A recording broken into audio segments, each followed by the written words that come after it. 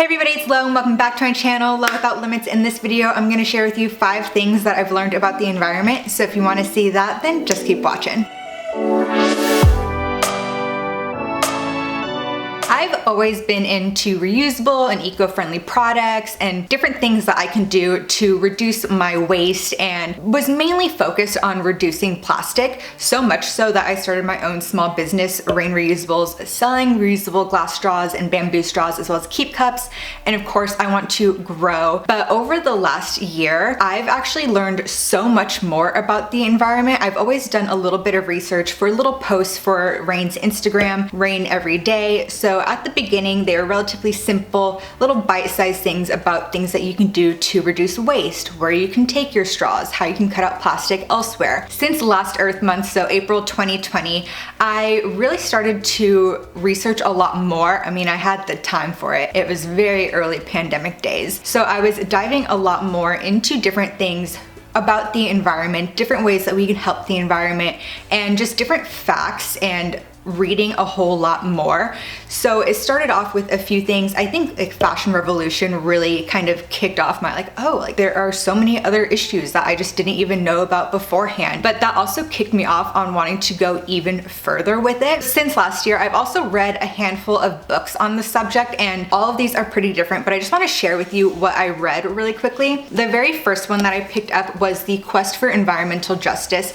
I picked this one up around April, May, when there were also a lot of other social movements going on, and I wanted to be able to help and understand with that, but in a way that I am also super passionate about with the environment. So I really wanted to combine both of those, because when it also comes to those social movements, it's hard to really jump in and understand everything that's going on, but of course understanding even a little bit within a subject that you're super passionate about is really important. So this book covered both of those topics perfectly, and it talked a lot about how different communities are further marginalized. There's dumps in their part of Houston instead of the wealthier white neighborhoods of Houston. And along the Mississippi River, it's called Cancer Alley because of all of the byproducts of all these industries that goes into the river, and all of these people get really, really sick. So it's a lot of legal cases and a lot of that. Reading this, I contemplated going to law school, but then I thought about how my dad went to law school while I was in middle school, and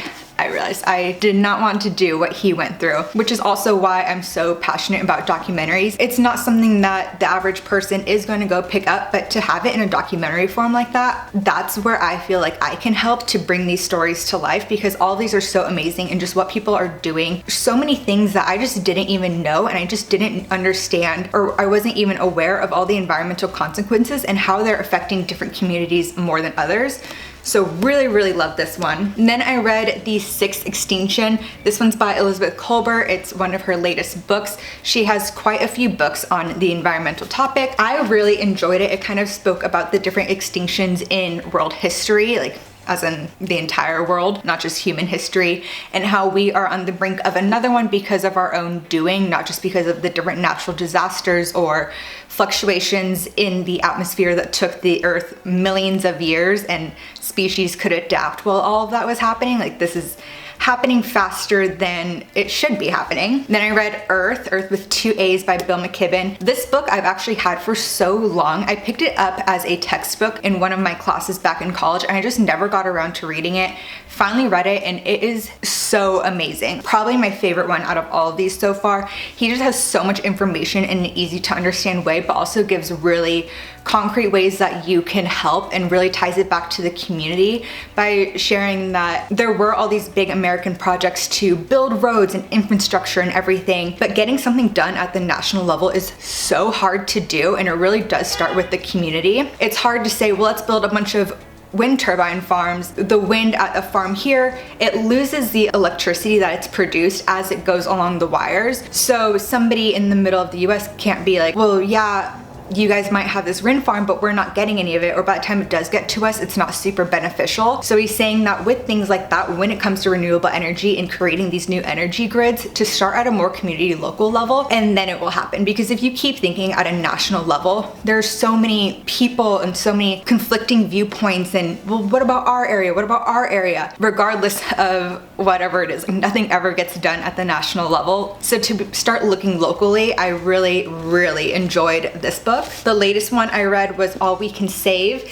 This I loved because it's a collection of essays and poems, all by women authors who all have different experiences. And it's also broken up into sections where they speak about different organizations that they're doing, different projects that they're doing. Like some people are focused on Project Drawdown, which is about sequestering carbon back into the soil and regenerative farming. Other people talk about different ways to get renewable energy. Like everybody has a different focus, everybody has a different experience. So to be able to see all of these viewpoints, I really enjoyed this one. And I'm just about to start The World Ending Fire, The Essential Wendell Berry. So it's just a bunch of his essays. He is an environmentalist author, and I'm really excited to read this as well. From reading these books and spending so much more time diving into this topic over the past year, there are 5 things that I've learned that I just really want to share. These are 5 things that even if you do cut back on plastic and you turn off the light and you're doing your best to be environmentally friendly, that's where I thought I was. I thought I was doing my best to be environmentally friendly and doing my best for the environment, but learning these things really opened up my eyes, and I want to share them with you because you may know these, but a lot of people don't, and you might not want to go pick up one of these books. Also, I just want to say that I do have a note on my phone of these 5 things, just so I can say it in the best and most correct way. So if you see me looking at my phone, that is why. So one of the big topics that all of the books touched on was methane. I knew about methane beforehand, but I didn't really know the science about it. I knew that people were like, stop eating all the cows because the more cows we have, the more cow farts we have, and cow farts are methane. Besides cow farts, I didn't know much about the gas overall or its effect on the atmosphere. So methane is a greenhouse gas that has a shorter lifespan than carbon dioxide, but is so much stronger and so much better is kind of the right word, even though it's bad, but it's a lot more efficient at trapping heat in the atmosphere. So humans are releasing a lot of carbon dioxide through day-to-day things, a lot more in the atmosphere than there should be. And as we're releasing carbon dioxide into the atmosphere, there's global warming. As the atmosphere warms up, all the ice caps are melting. And methane is a gas that is trapped underneath the earth and a lot in ice packs. So every time the ice melts or the ice cracks off, methane is released into the atmosphere. And methane, again, is a lot more efficient at trapping heat. It does have a shorter lifespan than carbon dioxide, so it dissipates, whereas carbon dioxide lingers around a lot more. But while it's here, it's a lot worse. It's kind of this really vicious cycle with methane, because what we're doing is releasing carbon dioxide. Carbon dioxide warms up the atmosphere. Warming up the atmosphere melts the ice. You melt the ice, it releases methane. What does the methane do? Warm up the atmosphere more. So then it melts more ice. And then there's more methane. Plus we're still releasing carbon dioxide. So it's really this vicious cycle that even as we try to reduce our carbon dioxide and we go carbon neutral and carbon negative and try to do the best that we can, the methane is still being released every time that ice melts. And it's creating a lot more problems. So by cutting back our carbon dioxide emissions, we can slow global warming and in effect slow down the amount of methane that is being released from underneath our earth. The next thing that I learned is about air pollution and just how deadly it is. I knew air pollution's bad. I grew up in Southern California and you can see the smog in LA and it's so bad, and I'm definitely aware of air pollution and how when you leave LA and you can get a nice breath of oxygen, you can definitely tell the difference. But what I didn't know is that air pollution actually kills 70,000 people each year in the US, which is nearly double the amount of people that are killed in the US each year from traffic accidents, which is insane because you hear about traffic accidents, but the fact that air pollution, just people breathing air, which is what you need to do, is also killing them. Like what you're doing to live is also hurting you, is horrible. And diesel particulates in particular are especially dangerous and also contribute to 125,000 cases of lung cancer each year in the US.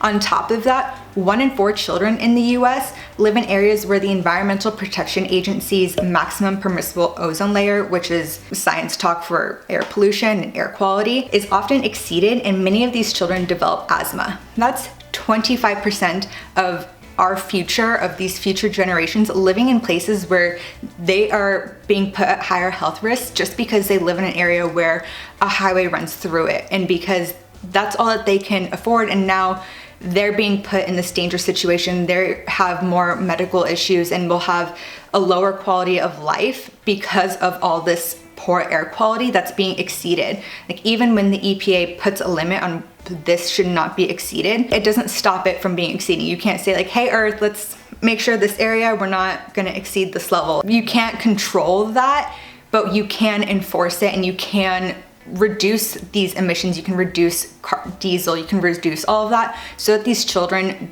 don't have to breathe this in, and it doesn't contribute to this excessive cancer and asthma and just things that are hindering people's quality of life, because clean air as well as clean water is a basic human right. And in a sense, like 25% of America's children are not getting that. The third thing that I learned, and this is something that was completely new to me, but it's called Superfund sites. So currently in the US, there are 1,344 Superfund sites. And what they are contaminated sites in the US of hazardous waste that's been dumped, left out in the open, or improperly managed. And they're so bad that the EPA has actually considered them a Superfund site. They've been happening for so long, but in the 70s, in the late 70s, people started noticing, what is all this toxic waste down the street? Like, this doesn't seem too great. So in 1980, Congress established the Comprehensive Environmental Response, Compensation, and Liability Act, abbreviated as CERSLA, but is also known as a Superfund site, which is so much easier to say than CERSLA. So these sites were recognized, and the EPA can now go in and start the cleanup process to get them out and properly manage and properly dispose of this hazardous and toxic waste. And what they do is the EPA will either find whoever did it, like the Bob Company. Bob, you guys made a big old mess here.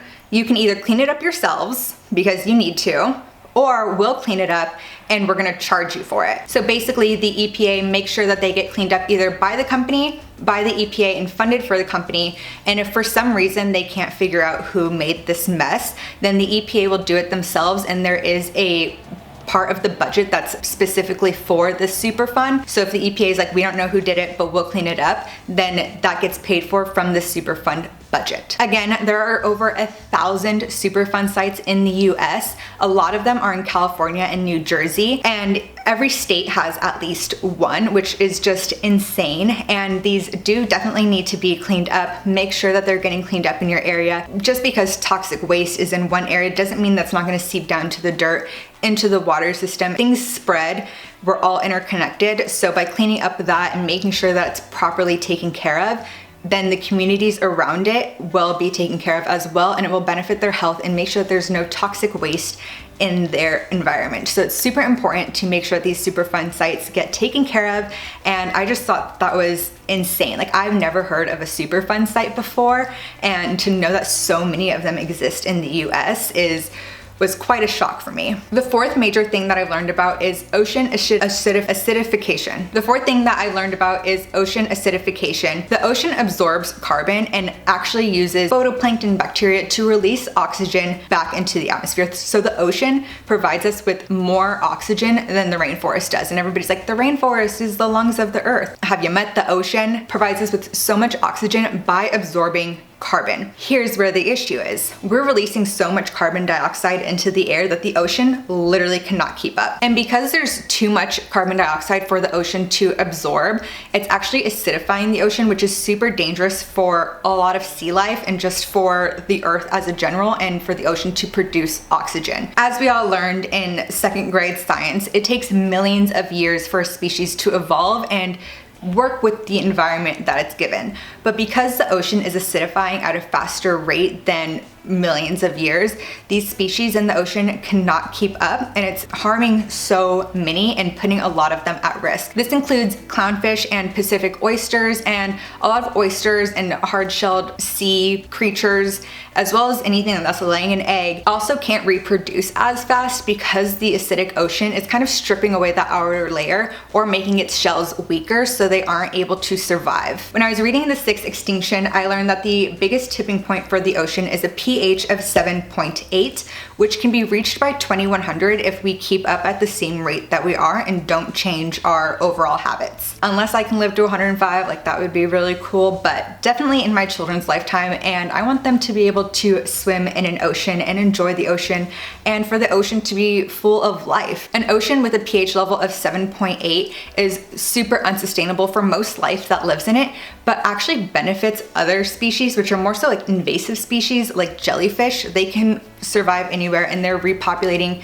at an insane rate, which is also putting just the food chain and other species' lives in jeopardy. Which, a side note thing that I've learned is about these massive jellyfish called lion's manes jellyfish that can be up to 120 feet long. So already today, we've lowered the ocean's pH from its average of 8.2 pre-industrial revolution to 8.1, and this is a logarithmic scale, which means that that 1 point difference is actually pretty major. And again, we can reach 7.8 by 2100 or even 8.0 by 2050, which is just around the corner if we don't act fast. To keep our oceans healthy is keeping us healthy, because again, all interconnected, we're all working together. So if we reduce the amount of carbon dioxide that's being pumped into the atmosphere at a rate that the ocean can't keep up and already can't keep up, then it will acidify and we will lose a lot of ocean life. And it's not what a lot of people think of, but hopefully now you know of ocean acidification and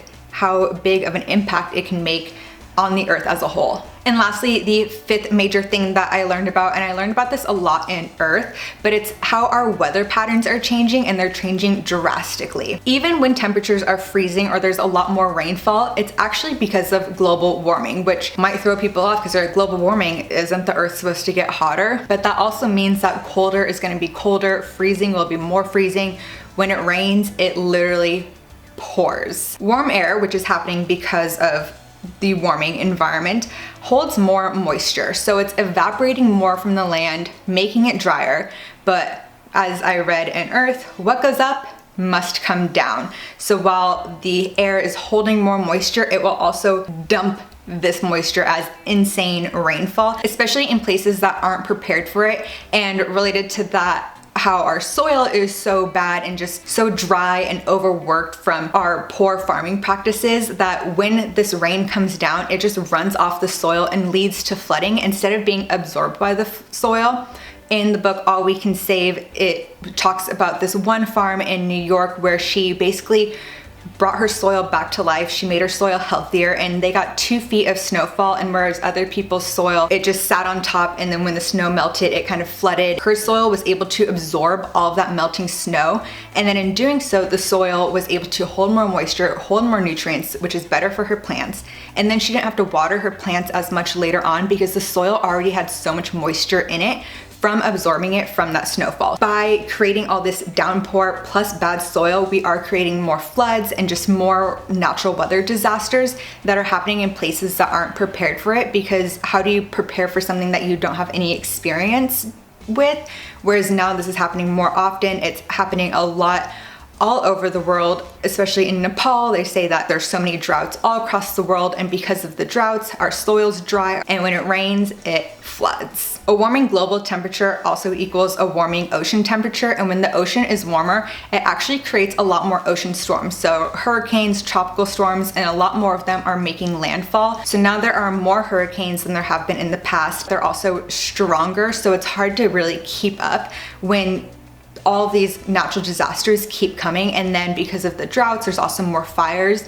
And with hurricanes and droughts, we're also pumping in so much money to building walls, building things to kind of protect your house, and all this money into building a wall to keep the water out, when we could be putting money into the climate crisis, into stopping these natural disasters from happening in the first place. If we stop global warming, then we will reduce the amount of horrible fires and hurricanes and everything that are happening. So instead of spending money to build a barrier against the water, we could put that money towards fixing climate change and tackling that, so the water gain wouldn't even be as much of an issue. Like, we need to look at why this is happening. We need to be proactive instead of reactive and being like, oh, we need to fix this, because these will keep happening and you will keep having to rebuild if we don't address the root source of the problem, which is global warming. So I know that these are some pretty big facts to take in, especially if you're hearing them for the first time. You're just like, what's going on? I know when I read some of this, I'm like,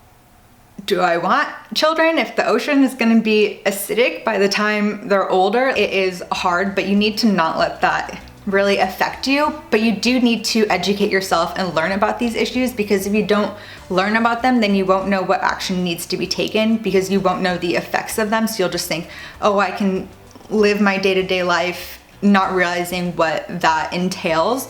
So it's definitely important to learn these things, even if they do sound scary, but hopefully it also inspires you to take action and become more involved, especially at a community level. If you are interested in reading any of these books, I'll have them linked down below. Of course, I'm gonna link them on Amazon because it's convenient, but I do recommend going to a local bookstore and finding them there if you can. And if you want to take these things in bite-sized information, I definitely recommend going to my small business Instagram page, Rain Every Day, where I take a lot of what I learned and I do put them in these little easy to understand posts. So definitely check those out there. And before I go, I do want to share one thing from All We Can Save about why it's called All We Can Save. It's the last thing in the book, and I just found it really inspiring and uplifting after hearing all of these things similar to what I just shared, which can make you seem really small and powerless almost, but having this and explaining each word I thought was really helpful, so hopefully this inspires you as well. All speaks to the whole, that nothing is left out. It's us, it's our environment, that we're all interconnected. The fact that no species or ecosystem or community or culture is safe, we need to all work together. We speaks to the collective, to collaboration, community, the relational work at hand, and that it does take everybody in humanity. Can speaks to sheer determination, that it's not over yet. We can still keep working. We can keep doing these things. We can keep learning and taking action. It won't ever end. So don't think, well, too far gone now. No, we can do this and we can make a difference. Save speaks to our opportunity and duty to protect nature, ecosystems, species, and one another. We are one another's keepers, and it also acknowledges what's been lost and what more loss can happen if we don't act now, but of what we can save, like what is still, like there's still something left to save. They also mention Robert Frost, who is a poet that I really love, and in one of his poems when he talks about the road less taken, they put it in an environmental version of where the two roads diverge. In his, they're equal opportunity roads, but you're gonna take the one that's a little less taken, the one that nobody's really doing. You're gonna forge your own path. But they also wrote this as, there's the highway. There's two roads, one's the highway. It's gonna connect you, you're gonna get across the country, goods are coming, goods are going, and it's easy, it's paved, it's simple. But then there's the other road, the one less traveled, that offers our last and our only chance to reach a destination that assures the preservation of the earth. And that choice of which road we take, of course, is ours to make. So I really hope you enjoyed this video. I hope you learned something new. Again, I don't mean it to be something totally scary. I want it to be inspirational, and I hope that you guys definitely learn something and are inspired to take action, or at least educate yourself more and maybe share this information with somebody who might not know it, because even if you don't have the time to devote to some environmental organization, maybe somebody that you tell and somebody that you inspire will do that, and that in itself is making a difference. I hope you liked this video and learned something new. If you did, be sure to give it a thumbs up, comment down below what you learned and how you want to make a difference, and while you're there, be sure to subscribe. I upload a new video every Wednesday. So until the next one, thanks for watching.